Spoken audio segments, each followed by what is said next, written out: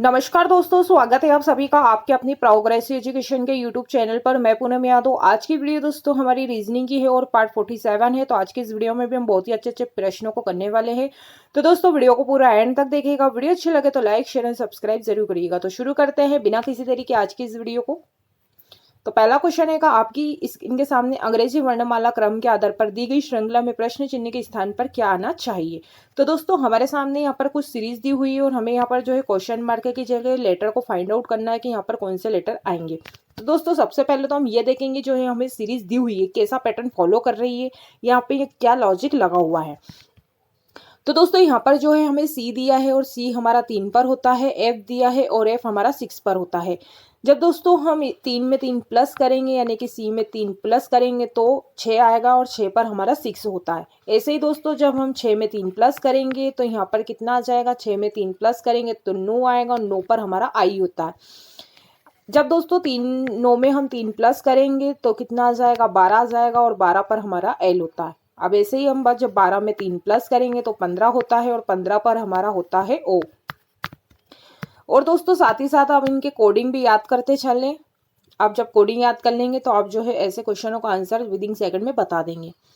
अब दोस्तों यहाँ पर हमारा एन है, एन हमारा 14 पर होता है। 14 में जब हम 3 प्लस करेंगे तो 14 में 3 प्लस करेंगे तो 17 होता है और 17 पर हमारा क्यू होता है। जब 17 में हम 3 प्लस करेंगे तो 20 होता है और 20 पर हमारा क्या होता है, टी होता है। 20 में हम जब 3 प्लस करेंगे तो 23 होता है और 23 पर हमारा होता है डब्ल्यू। अब जब दोस्तों 23 में हम जब 3 प्लस करेंगे तो 26 होता है और 26 पर हमारा होता है जेड। और देखते हैं यहाँ पर हमें टी दिया है, टी हमारा 20 पर होता है। 20 में हम 1 प्लस करेंगे तो 21 होता है। तो 20 में हम 1 प्लस करेंगे तो 21 होता है। 21 में हम जब 1 प्लस करेंगे तो 22 होता है। 22 पर हमारा वी होता है। 22 में जब हम 1 प्लस करेंगे तो 23 होता है। 23 पर हमारा डब्ल्यू होता है। 23 में जब हम 1 प्लस करेंगे तो कितना होता है, 24 होता है और 24 पर हमारा होता है एक्स। तो 24 पर एक्स होता है। तो दोस्तों यहाँ पर जो पैटर्न फॉलो हुआ है वो कैसा हुआ है कि पहले +3 हुआ है, फिर +3 हुआ है और फिर प्लस क्या है 1 हुआ है। तो यहाँ पर कुछ इस प्रकार से पैटर्न फॉलो हुआ है। तो हमारा जो आंसर होगा वो होगा ओ जेड एक्स। तो ओ जेड वाला जो ऑप्शन है यही हमारा आंसर हो जाएगा। तो ऑप्शन डी वाला आंसर करेक्ट हो जाएगा।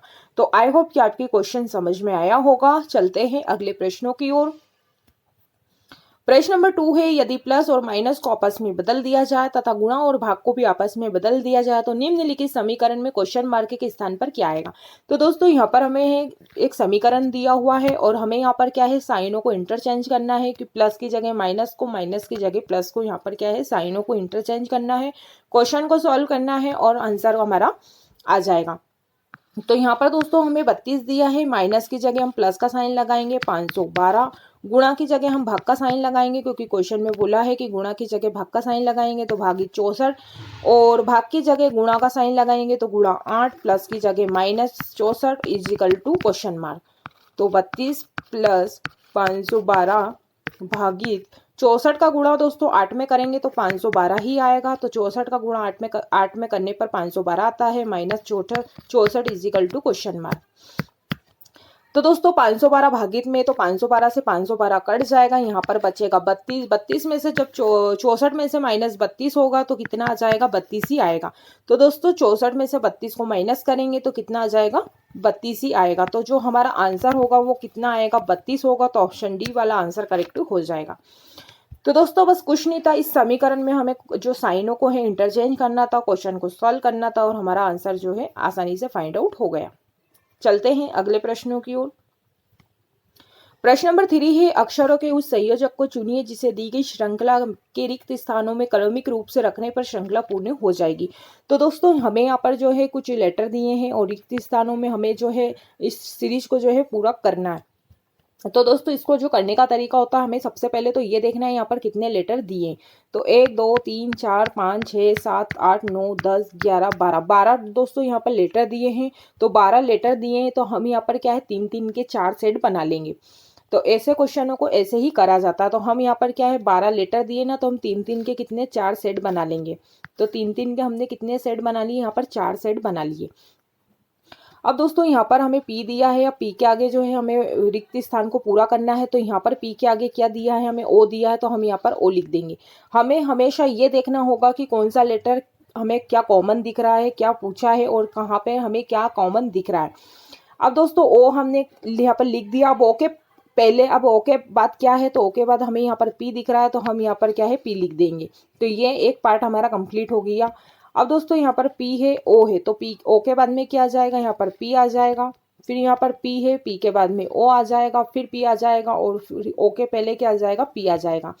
तो यहाँ पर जो सीरीज बनेगी, कंप्लीट बनेगी, वो क्या बनेगी, POP POP POP और POP। तो दोस्तों हमारा जो है यहाँ पर श्रृंखला पूर्ण हो गई है। तो हमने पहले लेटर लिखा O, फिर लिखा P, फिर लिखा हमने P, फिर लिखा O, फिर लिखा हमने P। तो ये OPP वाला जो ऑप्शन है यही हमारा आंसर करेक्ट हो जाएगा। तो दोस्तों ऐसे क्वेश्चनों को ऐसे ही सॉल्व किया जाता है। पहले हमें लेटर को गिनना है कि कितने लेटर हैं, फिर उनको क्या है अलग अलग उनको 3 के या 4 के सेट में क्या डिवाइड कर लो और क्वेश्चन को जो है फिर देखो कि क्या कॉमन लेटर हमें कहीं कुछ दिख रहा है और फिर हमारी जो ये सीरीज आसानी से कंप्लीट हो जाएगी। आई होप कि आपको ये क्वेश्चन समझ में आया होगा। चलते हैं अगले प्रश्नों की ओर। प्रश्न नंबर 4 एक निश्चित तर्क के अनुसार 287 का 398 से संबंधित है। समान तर्क के अनुसार 378 489 से संबंधित है। समान तर्क का अनुसरण करते हुए 852 निम्नलिखित में से किससे संबंधित होगा। तो दोस्तों यहाँ पर है कि 287 का जो संबंध है वो 398 से संबंधित है और 378 का जो संबंध है वो 489 से संबंधित है। तो 852 का संबंध किससे होगा। तो दोस्तों यहाँ में हमने 2 में 1 जोड़ा तो 3 आया, 8 में 1 जोड़ा तो 9 आया, 7 में 1 जोड़ा तो कितना आया, 8 आया। 3 में 1 प्लस करा तो 4 आया, 7 में 1 प्लस करा तो 8 आया और 8 में 1 प्लस किया तो 9 आया। तो दोस्तों यहाँ पर क्या है, हमने +1 करा है। अब यही क्वेश्चन में हम क्या है 852 में भी क्या है 1 प्लस कर देंगे जिससे कि हमारा आंसर आ जाएगा। तो मैं इसको हटा देती हूँ। अब दोस्तों 852 में भी क्या है हम 1 प्लस कर देंगे, तो 8 में 1 प्लस करेंगे तो 9 आएगा। 5 में 1 प्लस करेंगे तो दोस्तों 6 आएगा और 2 में 1 प्लस करेंगे तो कितना आ जाएगा, 3 आ जाएगा। तो 963 वाला जो ऑप्शन डी है यही हमारा आंसर करेक्ट हो जाएगा। चलते हैं अगले प्रश्नों की ओर। प्रश्न नंबर 5 पे एक निश्चित कूट भाषा में इनवी को FMWX लिखा जाता है और अलास्क को BKBR लिखा जाता है। तो उसी कूट भाषा में बॉडी को कैसे लिखा जाएगा। तो दोस्तों यहाँ पर जो है हमें इनवी की जो है कोडिंग दी हुई है और हमसे जो है बॉडी की कोडिंग पूछी हुई है। तो पहले तो हम ये देखेंगे कि यहाँ पर क्या लॉजिक लगा हुआ है। तो दोस्तों ई हमारा 5 पर होता है, एन 14 पर होता है, वी 22 पर होता है और वाई जो होता है 25 पर होता है, एफ 6 पर होता है, एम 13 पर होता है, डब्ल्यू 23 पर होता है और एक्स हमारा 24 पर होता है। तो दोस्तों यहाँ पर जो है 5 से संख्या 6 हो गई यानी कि यहाँ पर 1 प्लस किया है, 14 से 13 हो गई यानी कि -1 किया है, 22 से 23 हो गई यानी कि +1 किया है और 25 से 24 हो गई संख्या यानी कि -1 किया है। तो दोस्तों यहाँ पर जो लॉजिक लगा है वो कैसा लगा है, पहले +1 फिर -1 फिर +1 फिर -1। तो यहाँ पर जो है कुछ इस प्रकार से क्या है लॉजिक लगा हुआ है। अब यही लॉजिक से हम क्या है बॉडी की भी कोडिंग निकाल लेंगे। तो मैं इसको हटा देती हूँ। अब दोस्तों हमसे जो है बॉडी की कोडिंग पूछी हुई है तो बॉडी में भी क्या है हम यही लॉजिक लगाएंगे जिससे कि हमारा आंसर आ जाएगा। तो बी जो होता है दोस्तों 2 पर होता है, बी जो होता है 2 पर होता है, ओ हमारा 15 पर होता है, डी हमारा 4 पर होता है और वाई हमारा कितने पर होता है 25 पर होता है। अब दोस्तों जब 2 में हम 1 प्लस करेंगे तो 3 होता है और 3 पर हमारा सी होता है। 15 में से -1 करेंगे तो 14 होता है, 14 पर हमारा एन होता है।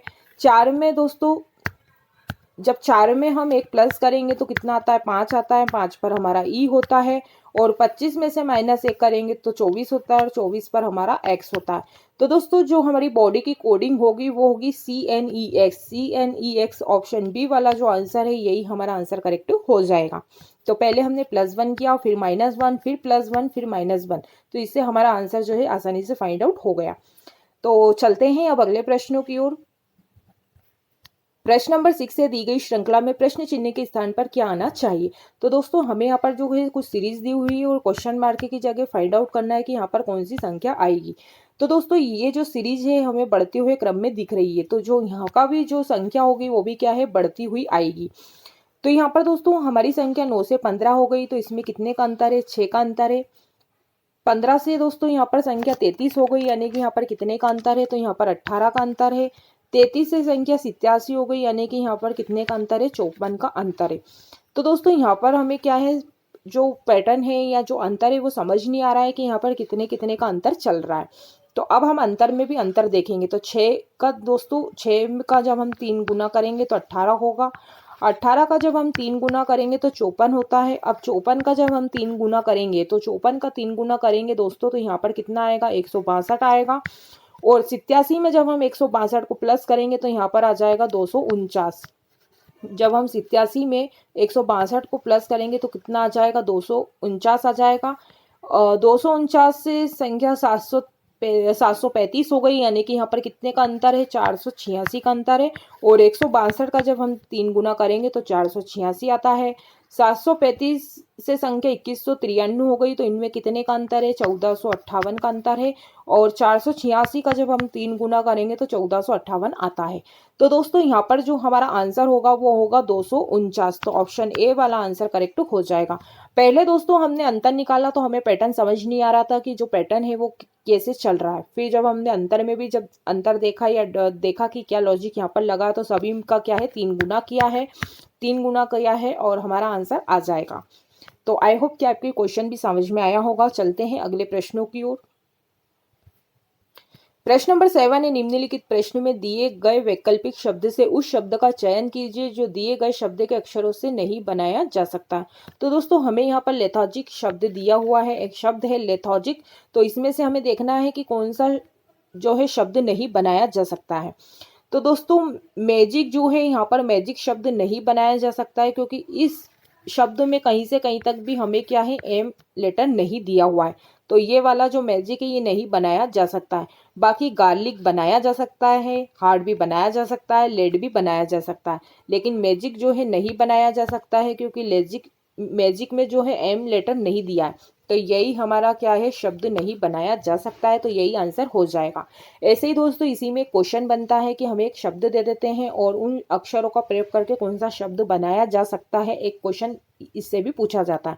तो अभी हमसे पूछा है कि कौन सा शब्द नहीं बनाया जा सकता, तो मैजिक नहीं बनाया जा सकता है, क्योंकि इसमें कहीं से कहीं तक भी हमें एम लेटर नहीं दिया हुआ है। चलते हैं अगले प्रश्नों की ओर। प्रश्न नंबर 8 है, घड़ी को आईने के सामने रखने पर लगता है कि 8:54 हुआ है, घड़ी में सही समय क्या हो रहा होगा। तो दोस्तों यहाँ पर आईना यानी कि दर्पण प्रतिबिंब में हमसे समय पूछा है। तो दोस्तों जब भी दर्पण प्रतिबिंब में हमसे समय पूछेंगे तो हम 11:60 में से क्या है, दिए गए समय को माइनस कर देंगे।